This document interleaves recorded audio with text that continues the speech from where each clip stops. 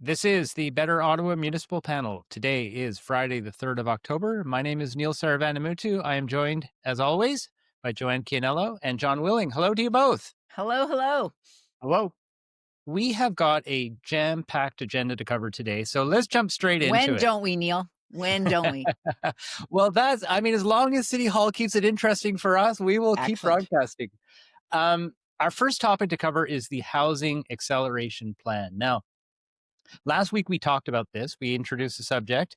And just to remember, there was a Housing Innovation Task Force, which was largely an industry led process or in cooperation with City Hall, but a number of industry partners. That has translated into a city plan. So the Housing Acceleration Plan. Now, that plan has 53 recommendations.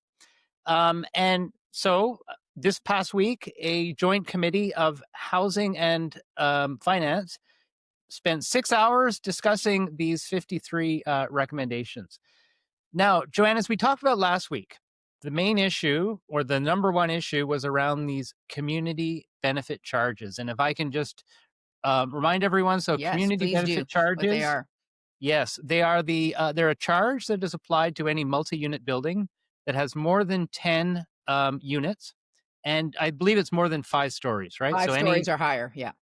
any apartment building, you are charged as the developer, you are charged 4% of the value of the land, which is used to pay for local amenities, parks and such forth that the community needs. Now, the proposal is that these charges be cut from 4% down to zero over 5 years for the next 5 years, but also to retroactively reimburse these charges that have been collected since 2022. Now, as one of our listeners pointed out in the notes to our discussion last week, we can waive these charges, but those projects are still required. Those amenities in the community. Now, last point before I turn this over to you, Joanne, is Councillor Johnson came back with an amendment to this proposal, which was rather than go from 4% to zero for community benefit charges, why don't we go from 4% of the land value down to 1% to 2%, depending on where it is. And I so think it that depends on how high it is. Like if it's around a transit station, it's going to be 1%, right? Yeah. that's right. That's right. So, Joanne, why don't you get us started? So the city actually shared some data on costs. So how significant a cost is this? Because the industry was saying that it's a deal breaker. Well, implied it's a deal breaker. Others suggested maybe it's not. What was your take?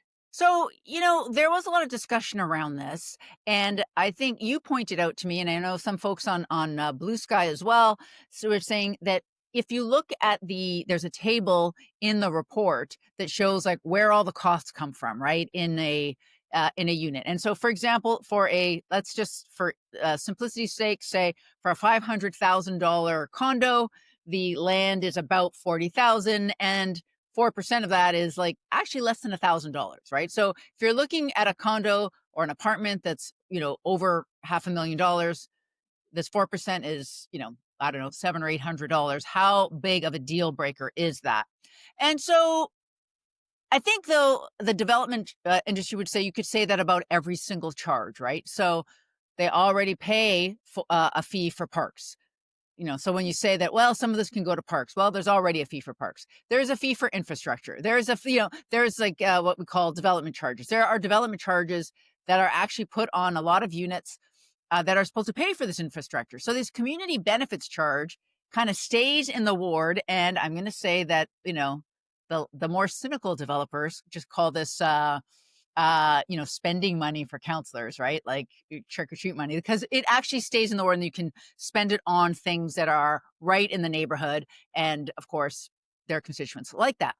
But when you say, so it is really another 4% tax on almost everything, like on any building that's 5 stories or more. Is it stopping people? Well, I don't know. Like we heard from Foten, they are a big planning consultancy firm here in Ottawa. They help a lot of builders get their plans through City Hall. They said that they had clients that could have built 5-story buildings, 6-story buildings, but chose to build only 4 stories because it saved them that 4% margin, right? I personally would have liked to have heard directly from some of those developers, and I think we're going to talk a little bit about this because a little later. But I feel like when you have a big report like this, it can't be all tell. Some of it has to be show. Show me some data, or you know, I actually have talked to developers on background that said, yeah, like this project, I would have made it 5 stories, but and then I would have had to pay 4% on the entire thing, not just on the extra story. And it would have scrunched my, my margins a bit more. And I'm like, well, you should tell that story. And they don't want to do that. Right. So I think the proof will be in the pudding if these actual projects get built. I would also say, though, it's a really tricky question because, and you heard Councillors Riley Brockington and Councillor Ariel Troster kind of get at this with some of the proponents who are there from the development industry talking about, well, what are you going to do to make it more affordable? And I think they were suggesting that they would maybe make less money on these developments. And I was saying, like, well, I think the answer to that is going to be no, they're not. Like, there's a certain range of return that they want for the risk they're taking. And some of them actually say that community benefit charges just squeeze it in a market that's so tight where things are already so expensive. They don't feel they can pass on those savings. It squeezes it too much. It is very hard to tell from my point of view, but that is the question, or that's the Okay. argument right there. So Okay. now, like, we've seen this, and we should say that this motion was carried unanimously, including by the mayor. I know there's already talk about trying to bring another motion back to council. It'll be interesting to see how that works because at this joint committee, there were 17 of the 25 members of council there. So we'll see how that goes. Yeah, well, Joanne, as we've talked about previously, I mean, we've seen councillors on a number of occasions vote one way at committee, then the opposite way at council. So will this be another example of that? I guess we're going to find out soon. But John, I want you to talk about a related issue, which is this idea of community benefit charges and them being returned retroactively. Now, Councillor Troster brought this up and asked city staff, like, what was the rationale for doing that? And it was actually quite refreshing. The city staff response said, "Well, we're not actually quite sure, and maybe that's something that we should rethink." So, John, it seems that staff have largely, well, the city plan has largely copied and pasted a lot of the recommendations from the industry task force report, and we've also been told that the city will be using Bloomberg Associates to create a financial model. So I guess the question that I have is: are we like moving too quickly on this process? Should we be waiting to hear from Bloomberg Associates on with that financial model? Well, a couple things. I mean, one of the things, the reason why we have the housing task force is because there's accusations of things moving too slowly. So, I mean, if you're going to wait even longer for more reports, it's just feeding into the notion that, you know what, the city is moving slowly to solve the housing crisis, essentially. So there's that. That said, yeah, I think more data is always great. If we have a dearth of data, then we should be finding it so that counselors have an opportunity to make an informed decision. Now, I was surprised by the response, Neil, to the question of the CBCs that have been collected, and I went back into the task force report too because I thought surely the answer is going to be in there in the background, but no, it just has the recommendations. There's no rationale as to why the task force came to these recommendations, which are now proposals to council. So I was a little surprised. That said, I'm very heartened by the transparency though from staff saying, well, we don't know, but here's the proposal. But I think there needs to be a little bit more rigor on the reasons why these proposals are landing on the table of council. And I agree with I think you said, Neil, between now and when that council meeting happens, when councilors are going to be asked to approve the whole thing, I'm sure there's going to be more motions brought to the table. We heard Mayor Sutcliffe said he backs the proposals in the report, but he's going to accept Councillor Johnston's proposal to knock down the CBCs. So I think there's some wheeling and dealing still to happen between the time these recommendations were approved by the joint committee and the time we're going to see this debated at council. Yeah. I think it's going to be hard for the mayor, though, to say he supported that report and then he's going to turn around and then maybe support a different motion. I'm sorry, that he says he supports, Councillor Johnson and Councillor Leaper's motion, and then on reducing the CBCs, and then turn around and support a different motion. I think that politically that could be tricky for him. Well, especially since, Neil, how many votes did you say were on the joint committee table? 17? 17. And and it carried, right? There was no Unanimously. dissent on that Councillor Johnson motion. So there's no Yeah. reason why it shouldn't carry at council, but funny things happen for a council meeting Yeah. around I would City also Hall. say, like, I want to just jump in on two little things. One, were there not senior staff members as part of the task force, or is that not That's the case? There correct. were, right? So, like, Yep. when we say that staff just picked up the recommendations and went with them, like, staff were involved all the way through, just to be clear. Also, I have a couple sources, so I did see some of that Bloomberg analysis, right? It is being done. It's just that it's not finished. And I don't think that that's okay. Like, I think that there should be some to show, okay, here are the kind of ranges of return, or here's why some of these projects don't work and how our recommendations can help that, right? I think, again, we heard from some folks in the industry, but all we heard was these fees don't work for us and we have to fix them to help. And that may be true. I'm not saying it's not true, but as a former journalist and a member of society, I would like to see some more, some Yeah, more yeah. data, some more evidence, some analysis. And I know it's not going to be black and white completely, but something other than just, trust us.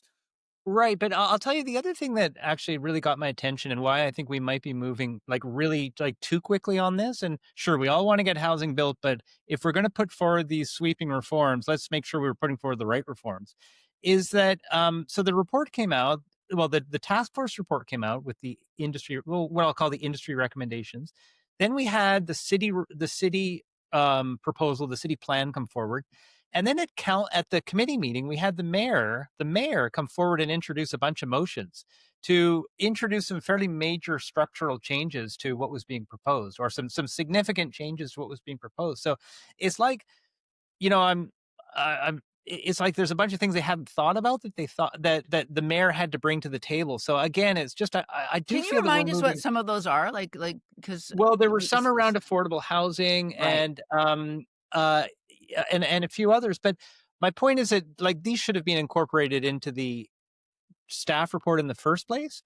And the fact that we're running to catch up just tells me that we're just not dotting what is it? Dotting our I's and crossing our T's That's on this right. one. Exactly. Yeah. I think that there is something to be said for that. But I also think you can just study yourself to death and never get Well, anything sure. done. Right. And I think a lot of what's in this report is on culture and process.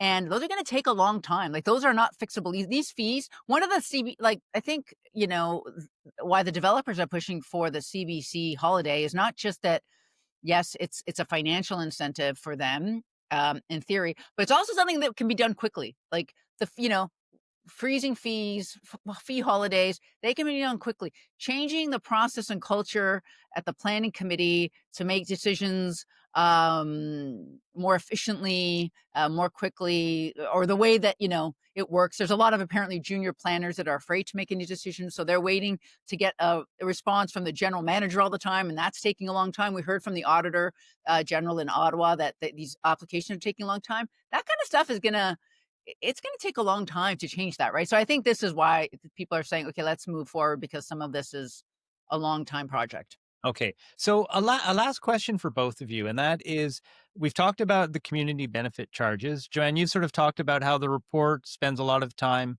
talking about the need to change city culture. Are there any other proposals in this plan that really deserve more attention that we should be talking about? Well, I actually had a couple things, just because there's some money things, right? Like, one of the we talk about DCs, which are development charges. We already talked about, we talk about development charges so much on this show, which I love. And one of the things is, when you actually apply and you get your building permit or whatever it is, you actually have to pay those development fees to the city. But now what they're saying is, because of developers are finding the financing of projects trickier for many reasons. We won't talk about the banking situation right now, but one of the things they're saying is it would be great to pay those at the end when they've sold the units, when at occupancy. And so it's fine. We're still going to collect them, except we heard from Isabel Jasmine, one of the deputy treasurers, I believe, that she said, we usually collect about 200 million. And so if we're not getting those till later, we're going to have to maybe borrow some money as a bridge, and that's going to cost about $3 million in interest, right? So that's something that had not been brought up. I'm not saying that's not a good investment, but that's still real money. And freezing building code fees, again, that was gonna building code fees were gonna go up. But if we freeze them, that's $3 million that we were expecting to have that we're not gonna have. So, right there's $6 million that this plan would cost.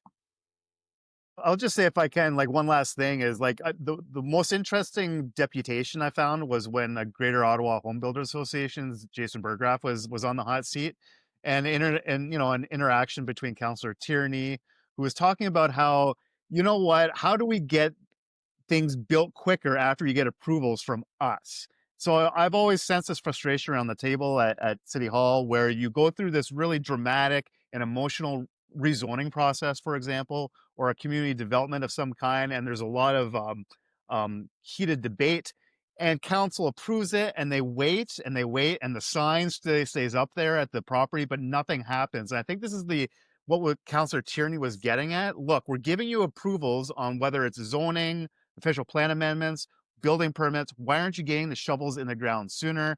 And, GOBA didn't really have an answer. I think Jason said he'd get back to Councillor Tierney if he had any questions. So I thought that was really an interesting exchange. And the other part was when people were trying to get at, so how much profit do home builders make off these developments? I know Councillor Troste was trying to get at this with Jason Burgraff as well. And I know Jason said, you know what, this isn't a place of council to talk about what kind of profit home builders are making. But I think just the fact that they're trying to get this information out of the Home Builders Association director was really interesting. Well, Yeah. it'll be interesting because there are literally tens of thousands of units that are already approved. And will these measures, if they go through, will it unlock those projects? They're already approved, right? So will it make it financially viable for any of these to go forward? We will see. We should be able to see within 6 months whether it happens, right? And whether it's other issues that are actually holding back Yeah, building. well, you know what, Joanna, I think the problem that we're gonna face is that we've created the conditions that in theory should allow for a supply response, but will the market conditions support it? And that's where, coming back to your point, John, I found the inquisition by counselors about what's your profit margin. I found that a little bit, frankly, a little naive because developers, for-profit developers, are there to make a profit. They're not a charity. They're not doing anything other than trying to make a business of this, and that's fine, right? The insinuation that they should take a lower profit margin to do their part, I just think is just not realistic. What I worry about, Joanne, to your point about this sort of 6 months response, is that if market conditions turn any worse than they already are, and they're already not good, then builders will just say, you know what, we just cannot get the sort of Mhm. profits that we need. And so we're going to sit it out. And by the way, those profits, just to sort of answer the question that some of the counselors were asking, my understanding is that normally a builder, they'll come up with their financial estimate and they'll require, say, like a 15% profit margin. And that may sound like a lot, but it's actually, if you think about it, you could put your money in treasury bills and get like 4%. So you're taking on a lot of risk by building homes, and you need to be compensated for that. So I think it's, as I say, it's unrealistic to ask developers to take a lower profit margin. And I just think that market conditions are going to have far more of an impact on whether we see new homes getting built than people appreciate. Okay, listen, that's been a very robust discussion on Excellent. that topic. I wanted to say so much more about development charges, but we're going to save it because we can't, I know. Next show. So we, much to we say will do. about All right, DCs. topic number two. Topic number two is Bank Street bus lanes. Now, I feel the like you should city just do this one by yourself, Neil. Go. well, I'll tell you something. So the city held a public information session on a proposal, or at least a study, about what we should do about the area of Bank Street between the highway and Lansdowne. So basically the glebe. It becomes very congested in rush hour. It becomes extremely congested on weekends. And you see it that there'll be some sort of event going on the weekend, people trying to get to Lansdowne, and these buses are just stuck in traffic. They're creeping along. It probably takes 20 minutes to go through that's fairly small section. So the city has been studying this for a year now about what they can do to get transit moving faster, also what they can do to get encourage more active transportation. Now, just before we begin the discussion, there's a couple of baseline data points I wanted to throw in, and that is that Bank Street is actually the busiest transit corridor in the city. The buses number 6 and 7 that travel along Bank Street through the glebe, they are the second and third most used buses. So the number 88 on baseline, that's number one, but the 6 and 7 on Bank Street, they're number 2 and 3. And so what the city has proposed, what they presented at this open house, was that they would make one northbound lane in the morning rush hour. They would make that transit only. So during the peak transit hour, during peak rush hour, you'd have transit only heading north, and then the opposite in the afternoon. You'd have southbound transit only in the afternoon rush hour, and there would be something similar would happen during events at Lansdowne. Now, what was actually really quite interesting at the open house was that it was almost like an open revolt. Okay, there was, I think, 200 people there. Almost everyone that stood up to speak said, "We do not agree with this. You're not going far enough. You're being too timid." And the issue really came down to parking. Because the proposal, what it does is it maintains most of the parking that is currently on Bank Street. It maintains that amount. So Even during the rush hours? no, No. and that's currently the case also, right? During rush hours, say the morning rush hour, you cannot park heading northbound. You can southbound, but not northbound. So, John, I want to turn to you. And a word that John? was used a lot at this consultation was balance. We have to balance all the users. And that is a word we hear a lot from this city hall. So I know you hate that word. I hate that word. But tell me, like, are we actually talking about balance here, or is this just like a code word for the status quo? People don't want balance though, right? For people who want a quicker bus commute, they want something to favor um, bus passengers. And fair enough. When I'm on a bus, I'm in traffic, I am ticked off, which made me wonder, well, I knew we were going to talk about this. Like, why are we using Bank Street anyway for a high capacity transit corridor? I don't know. All the traffic around the city right now is foobarred, man. And so I don't know if there's all that to say is there's not a great solution. So when you try to create balance, you really are going uphill. And so if I get the reporting correctly here, with these new changes on Bank Street, Neil, bus riders are going to improve their travel times by a minute in that stretch, and motorists are going to lose a minute. So we're not making a huge difference. I know a minute can be impactful, but it's not really that impactful. So the question of, do you just take parking away completely on Bank Street and make transit only lanes 24 hours a day? You're going to get into other debates about people trying to find parking spots in the residential areas, in the glebe, people touring around looking for parking on residential streets, traffic moving into those neighborhoods. So the debates continue, and they morph into different directions depending upon what kind of proposals Not you to have on the mention the table. small businesses will revolt Oh, yeah. if you try to, Yeah. like, take parking away. Well, Joanne, what's your take on balance? Like, I mean, are we actually trying to balance? Like, does balance mean that we are providing a little something for everybody, or does it mean that we look at the different needs and the different desires of the different the different groups, and we say, okay, we're going to look at these and we're going to balance them out. We're going to come up with a solution that's not going to please everybody, and it may not include anything for anyone. But like, what do we mean? What should we mean by balance in this city? Well, I think ideally, if we were looking at balance, we'd say, where are we going to prioritize, like to John's point, where are we going to prioritize transit and where can cars move? Like, there's not a lot of north-south corridors, like going in and out of Ottawa. We've got basically Bronson and Bank, and sometimes Colonel By, but it's not actually near any businesses, right? So that's not a lot of ways to get through it, especially if you're driving. And we know we don't have, a light rail that goes that way. So that's always a problem. So, the city in their own planning, and I don't mean right now, but over the generations, has not really done a great job, right, planning this. So what do we do? I don't know, like, I would say, like, if you take all parking off immediately already, like, we're living through Wellington West, Westboro paid parking in the last month. Uh, People are not happy right now. They've had 1,300 tickets in the last month. And I know there's paid parking in the glebe, so, people will deal with it.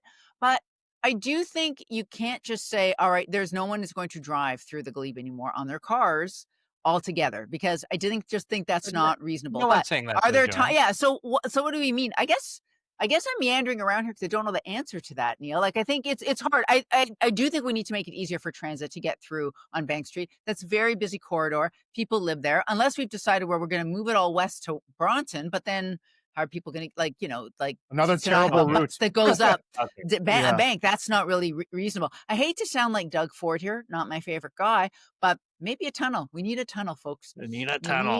need a bus tunnel. I'm not actually even Well, kidding. We no. probably Look, do. okay. I'll So what tell do you you. think, though? You were I'll tell there. you my interpretation of balance. Now, again, what I see happening is saying, "Oh, we need to balance all users. We need to make a little bit of space for everybody." That's actually not true with what they've done here, and I'll tell you why. Like, I like to ride a bicycle. Okay, that's my preferred way to get around town, and I would love to be able to ride my bicycle along Bank Street safely. It's not safe right now, so I wouldn't go along there. And this whole study was supposed to be about active transportation and transit along Bank Street. It very quickly became into just a study about transit. I mean, the active transportation, the bikes, basically got left out of the equation, and it's because, well, we need to maintain on-street parking. Therefore, we don't, there's just like, it is a narrow street, but there's just not enough room to include any sort of biking infrastructure. So already this idea of balance is, quite frankly, BS, because we're not actually trying to accommodate everybody. But the other thing too is that ultimately, like, this does come down to the issue of parking and parking alone, because if you if you're prepared to remove the parking from Bank Street, you've got a lot more space and you've got all sorts of options that will open up for you. And it's important to remember that, yes, there's probably about 70 parking spots along Bank Street, according to the city. But there's thousands of parking spots in the neighborhood, including, there's this fairly new parking garage that the city created at Bank and Third Avenue that sits empty most of the time. I love that garage. I always park there when I come I to know. Glebe. Me Always too. go there. Yeah. Yeah. Well, right. And do you ever do you ever not have to go above the ground floor? I mean, it's Yeah, it depends what's going on, but I'll typically, if I'm going to Lansdowne Park, I'll typically go there first before anywhere else. Because I know, to your point, Neil, that often it's underused. yeah. Okay. Okay. Okay, but you would have a business revolt if you said you're going to take the parking off of Bank. I'm not saying that we couldn't work through that, but politically, very tricky. Yes, you would. However, you look at places like downtown Vancouver or Bloor Street in Toronto or Saint Denis in Montreal. These are all three areas where they said, look, we're going to rethink our roads. We're going to, there's a certain way it's always been done where we have prioritized parking. We're going to rethink that, and we're going to, put in, for instance, bicycle infrastructure. And what in those three cases, beforehand, the BIAs, the Business Improvement Areas, Mhm. Association, Associations, actually. Weird yeah, the word. Yeah. BIAs, they all No said, areas. no, we object. We do not want this. We want to leave things exactly the way they are. After those lanes were installed, a lot of them just turned on their head and said, "You know what? We were wrong. It's turned out to be a net benefit. What we find is that, like, people on bicycles are more likely to stop and get off their bicycle and come into our store and purchase something. If you're driving in a car, it's obviously very difficult to be able to just jump out of your car and go into a shop and get something. So I mean, you're right that we will have a revolt from small business owners, but the question is, do we, like, what is our vision for the city, and what is our vision for Bank Street? And what we're seeing is, we just don't have one here. Okay. Any last thoughts on Bank Street?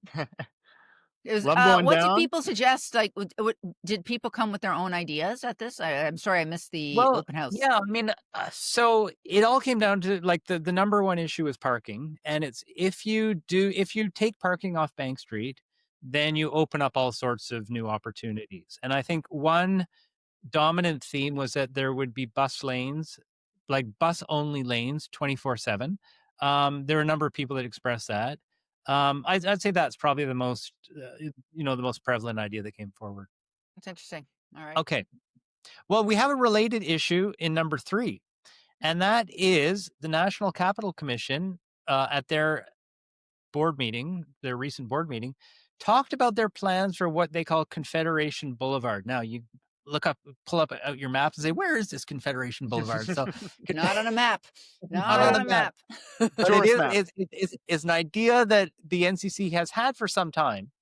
But what Confederation Boulevard is essentially a loop in downtown Ottawa. So think about Wellington Street in front of the Parliament, and then head east and turn left on Sussex. Right at the Rideau Center, and go up to the Art Gallery, and go across the the Alexandra Bridge. Bridge. That Soon takes to be you replaced the, Alexandra Bridge. what's that? Soon to be replaced Alexandra Yeah, Bridge. Yeah, that's right. That takes you to the Museum of History. Turn left there on what is Laurier Avenue in Gatineau, and then go up to the Portage Bridge, take the Portage Bridge back, and you're back on Laurier. The idea is, and there's also, I should add, there's a spur. So from the National Art Gallery out to the Prime Minister's Place along Sussex, that would also be part of this this Confederation Boulevard. And so I use the word dip ceremonial. down to like the war memorial too on Elgin. Okay. Like it flips around there. But Okay. yeah, ceremonial route, they call it. Yes, exactly. So, as part of the NCC's ambitions about beautifying the core. Now, what was interesting is that right after this board meeting, the mayor of Ottawa, Mayor Sutcliffe, came out very strongly and said Wellington Street is the property of the city of Ottawa, and it is for cars, and we are not ready to change that status. So, Joanne, again, this question of balance, like are we approaching this the right way as a city, right? The mayor's talking about the interests of commuters that are trying to get out of the downtown core. Yeah, He what said it's an important route, right? It's an important downtown route, I think he said, on Blue Sky. Sure. For cars, yeah. Okay, but so again, the word, like if we apply balance here, is it about doing what's in the best interest of the city, or is it about maintaining the status quo? Bit of a leading question, but no, it's okay. It. You listen, I am a shut down Wellington Street to cars person from before the convoy. I was on that train pre-pandemic. I think it is ridiculous we still have cars on there. I know we're going to have to deal with our traffic issues different ways, but like if you go onto the NCC's report on Confederation Boulevard and their plan that they brought to their to the board last week, page 80, there's such a nice picture of what it could look like, right? And like they are still wanting, like they still have plans for that street that do not involve cars. If you look on the list where they're like, what are risks here, to our projects? Like the NCC lists the transfer of 3 blocks of Wellington Street from the city to the federal government as highly likelihood high, it says, and they continue to plan to put the Quebec's Gatineau's STO, their transit systems tram, if they ever build the tram. I don't think it's funded yet, but someday if they have a tram. Right now, the plan is to put it under Spark Street, but they would like the NCC and many other people, me included, would like to actually run it along Wellington Street, right? So that it is a transit, pedestrian, cycling route only. A lot of people on the Hill would like that. They want it for security reasons. And I am intrigued by what the holdup is between the feds and the city on selling this road, because I do not get it. When it was closed after the convoy and we didn't have cars on it again, I thought it was fantastic. It looked terrible. Like it needs to be made more beautiful for sure.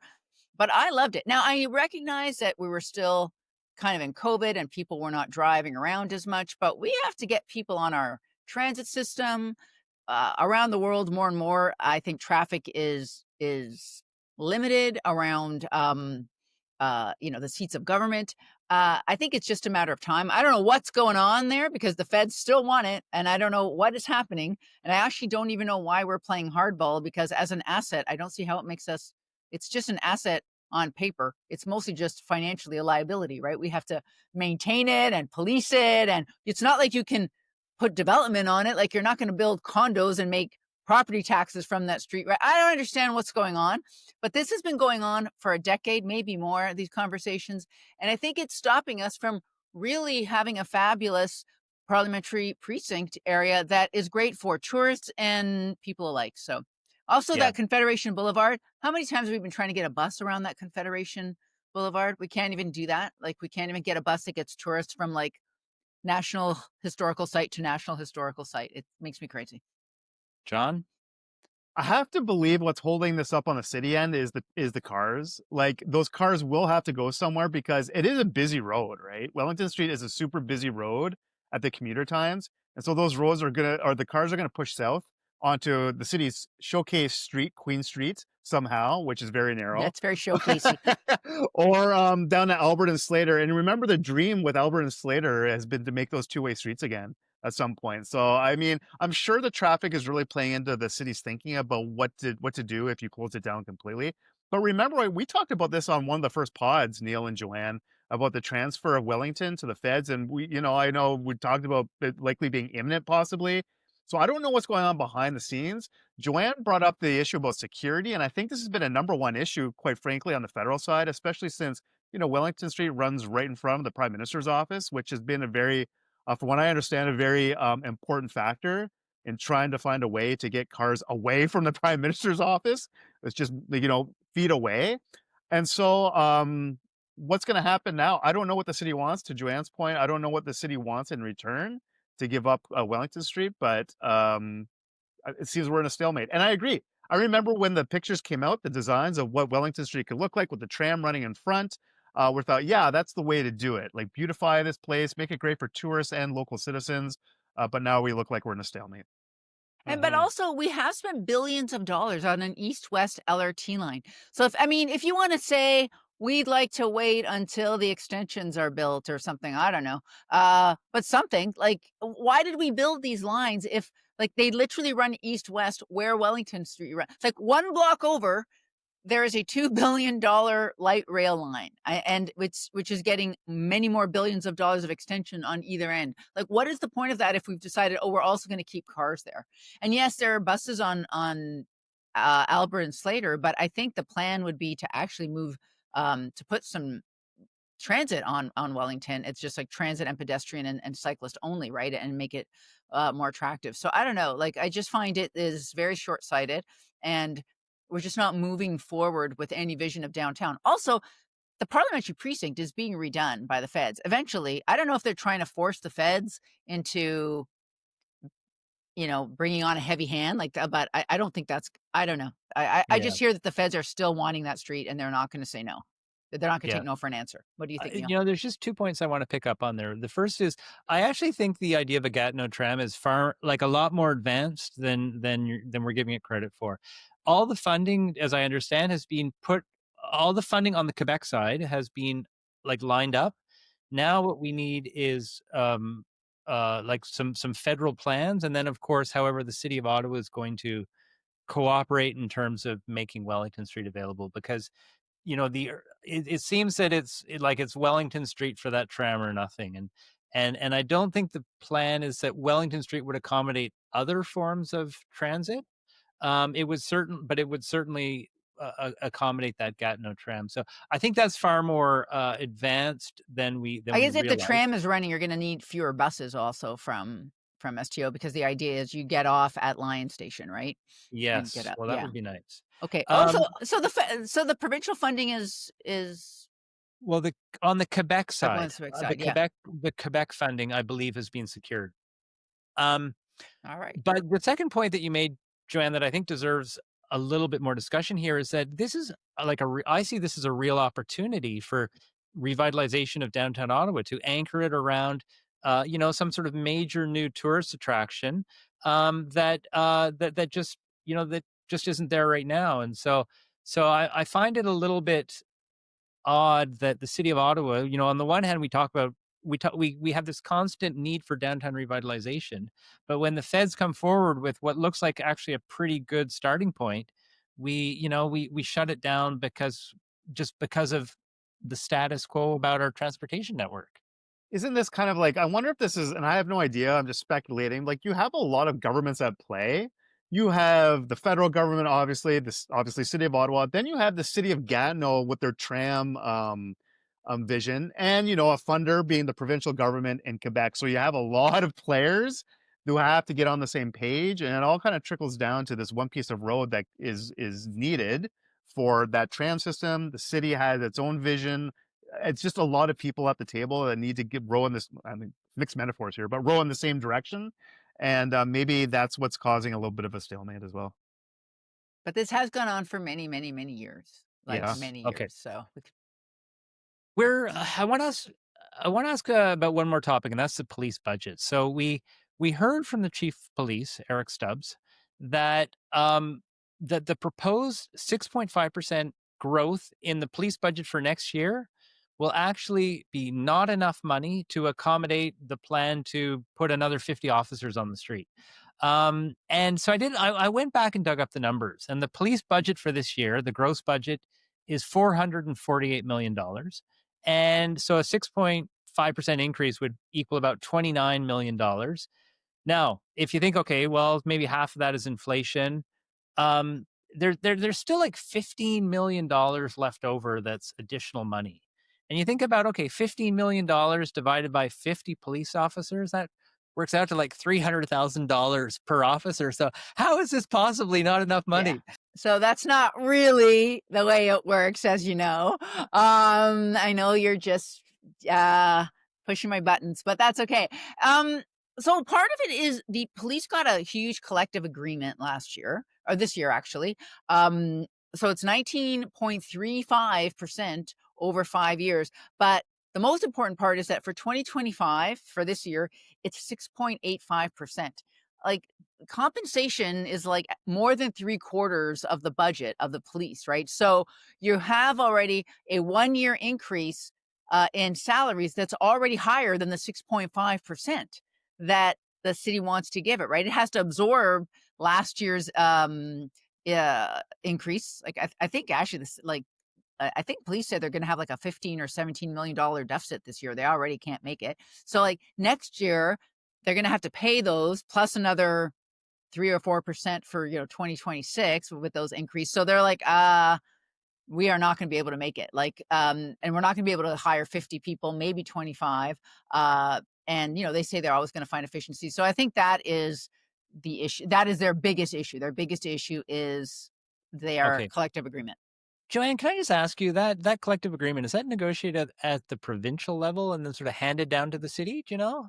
John, you are good at this stuff. You've like It's no, it's individual. It's individual. It's not like Okay. the OPP. It's like we have our own police services board that oversees our police service, and so it's but local. it gets arbitrated usually, right? Like it And it's based on what other municipalities get. Yeah. Usually that's whoever sets a big Toronto. number in the province. That's what trickles down to the rest of the police Okay. services in the province. Okay. So, John, I want to ask you a budget question about policing in the larger context. So the police budget, it turns out that about 9% of all the money the city of Ottawa spends through its operational budget goes to police. A bit of a leading question here, but do you feel that we get like 9% of all the value that you get from city spending, whether it's libraries, whether it's repairing roads, whether it's lifeguards, whether it's public health vaccine clinics, whether it's the nightmare, like 9% of the value, does it come through policing?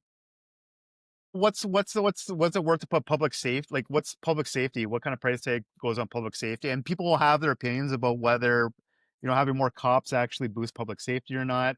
It's, for as long as I've been watching the police service and covering the police service and budgeting in Ottawa, it's so cyclical, right? There could be a wave of crime that happens, and all of a sudden, it usually happens around the fall when it's budget time, and more money needs to be put into a certain unit or a certain part of policing. And policing is not just salaries; it's equipment. Remember, the OPS have been talking about body-worn cameras recently, so that's something that actually could increase transparency of the police service. That's really important. Another thing that's happened, the Ottawa Police Service are looking at building a new professional development center after they've ended their lease with Algonquin College. And so they're looking for a new facility. So there's all sorts of new costs happening with the police service right now. But the big one is the one that Joanne mentioned is the salaries. And that's the one that keeps really the increases going year to year. And the last thing I'll just point out, like it's interesting with the increase that the police are looking for. We haven't really heard much from the defunding groups that have been kind of talking about wanting to pull money back from policing and been advocating very strongly in previous years. So I don't know what's going on there, but I know that there have been a lot of public safety issues in the media, whether it be hate crimes, right, happening, unfortunately, in our city, downtown safety, and it comes with some social issues that are happening downtown too. So there's a lot of things that have been Protests, a happening. lot of protests this year. And so there's a lot of things that have been capturing headlines. My office light just went off here, sorry. But I think that's what's contributing Time to go to, home. and yeah, I know, right? They're shutting me out.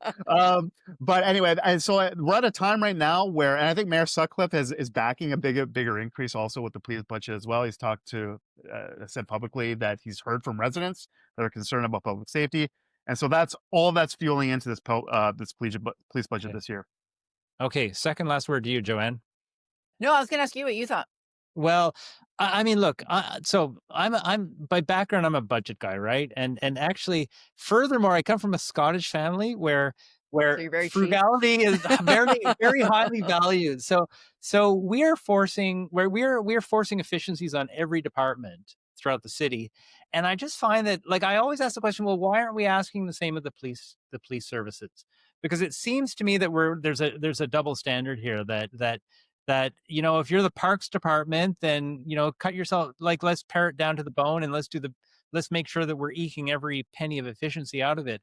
But when it comes to the police, it's like we don't even have that discussion. It's people have this, you know, we need to give more money to the police, or, you know, the police are getting way too much money as it is already. Like, it's kind of very, very one side or the other.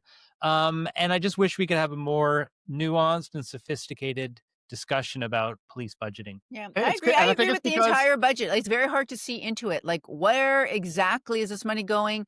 Should people be making what they're making? What else? Where else does the money go? Right? I mean, John, what are you going to say? And I was gonna say, like, we don't. It's hard as the public to be experts into what the police need to keep the city safe. Like, who am I to say? Well, you don't need that Glock or Beretta or that whatever, right? That cruiser. We don't need a It's really helicopter, hard. that's for sure. Well, helicopter, yeah, I don't know. So it's really hard to have any like informed recommendations. Now that said, I know the police, they do efficiency tests inside their budget.